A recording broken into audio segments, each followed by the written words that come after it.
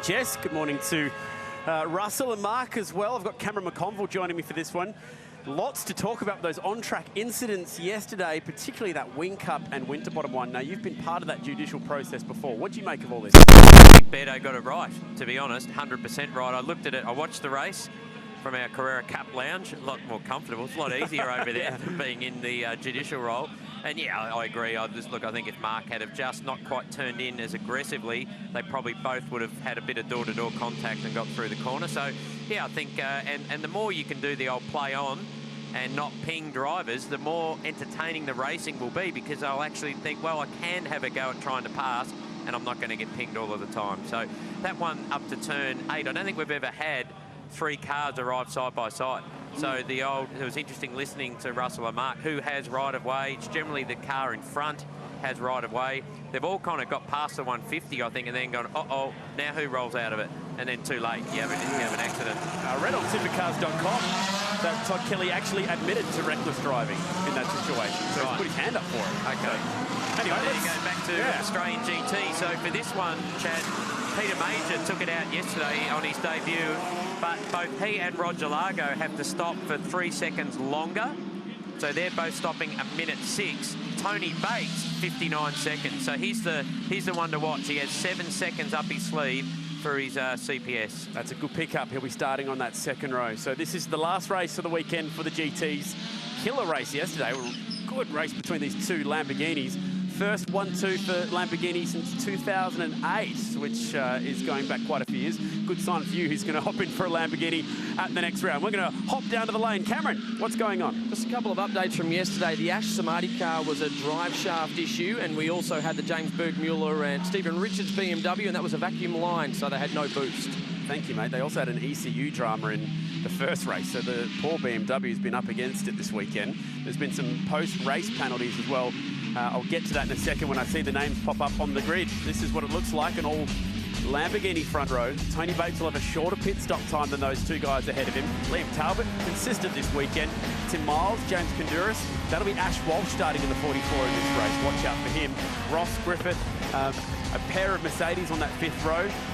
Now, that'll be Kelvin van der Linde in the 74, and they got a 30-second penalty yesterday for being involved in 1 or 2 of those accidents. Gragul also got a penalty for some contact that was made yesterday, picking up 30 seconds as well. So it's been a busy night in this category talking about the judicial system. Well, I was actually just talking to Craig Van, the SO for V8 Supercars, about GT, just to get some insights into the Mercedes, and he said, yeah, they've been given actually a slightly more of a restrictor and more weight off the back of the 12-hour, which he said just really hurts you here. He said, I just can't pass the Gallardo Lamborghinis. They're just too quick in a straight line. So it is a balance of performance category, and the BOP has been updated, and the Merc not as quick as it was, but I've no doubt you can see there's one on the second row. You get to a track like Phillip Island, where it's more flowing, more aerodynamic, and the Merc will be one of the cars to beat. Just went in on his own, to be honest. Yeah, just went in a bit hot there. Goes the Huracan over the front. The biggest bit of damage there, I think, was the impact of over the other car. So it's ripped the left corner out of the Huracan. Here we go. Oh, he got the inside fence. He did too. He clipped the inside curb. Dean just wasn't able to bring it back in time. So hard to make a change when you're doing 215 kilometres an hour. Oh, the Audi did get caught in that. Actually, a very good save. That was van der Linde in the Audi trying to sneak through. Safety car instantly deployed. Canto couldn't do much. Have a look here on the exit in real speed. Once that car's gone in front of him, he's already committed to the throttle. Look, you can see he's tried to restrict, the exit, but just no warning, not enough time. So there was contact. I'd be surprised if there's not a puncher in the 74 Audi. At least after that accident. So he's just clipped that inside curb a little bit too aggressively. Might have even grazed the Armco on the inside, but I'm not sure. Just a lot of curb, and it just sent the car straight ahead. Like an open wheel accident when those two cars touch each other. The wheels locking up, sending him up into the sky.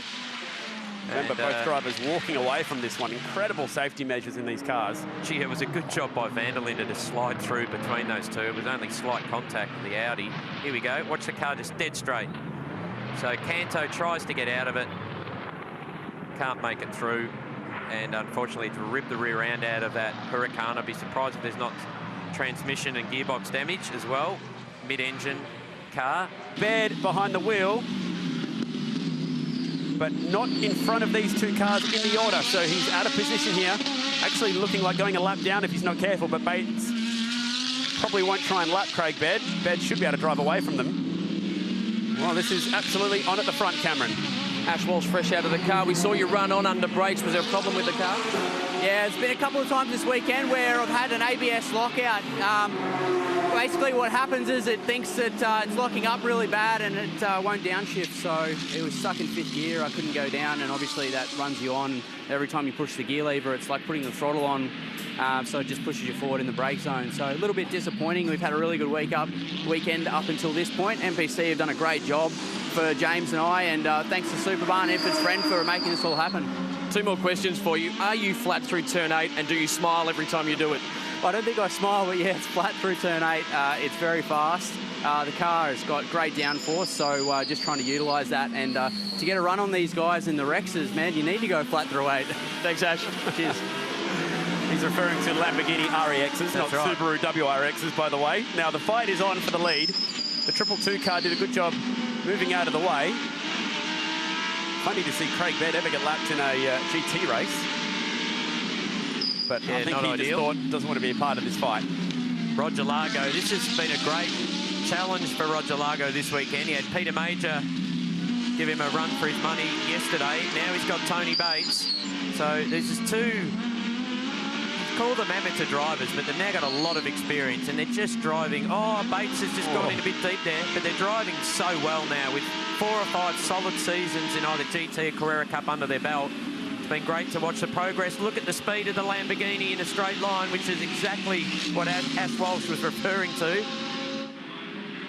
fact, if anything, it hurt him a little bit. Got a bit too close going into turn 8. Oh, tight on brakes. So a bit of an update. We saw the BMW pull up on the first lap. They have another great racing side by side of the finish line. Bates wins it by a 10th. Gee, Largo got really close at the finish line. I just wonder if Bates hit the limiter trying to shift gears. Meanwhile, Tony Walls will get home for 3rd. First of the McLarens. Pete Major should be 4th. Talbot hanging on for 5th despite getting involved with a bit of a scuffle. Oh, man, Roger Largo can take a breather. 2nd again. A few of those here this weekend. Now, what happened here to Tony Bates? Because he was fairly clear of him, and then Largo just came out of nowhere and nearly picked his pocket. He actually slowed up, I think, to wave to the Eggleston Motorsport boys, but I don't know if he'd want to slow up much more. 0.1 of a second, but well done, Tony Bates. 2 out of 3 this weekend. He wins the round on 189 points from Largo. Pete Major, 4th on the results, but 3rd overall. Liam Talbot, Combe Lediger, Michael Hovey, Mark Griffith, Jeff Emery and Ash Samadhi, a good job for him inside the top 10. 0.1 of a second, very close. We did have Al Simonson win a race here once by 0.06 of a second, so not quite the closest. For the round, it looks like this. Tony Bates will take the top step. 4th year in a row.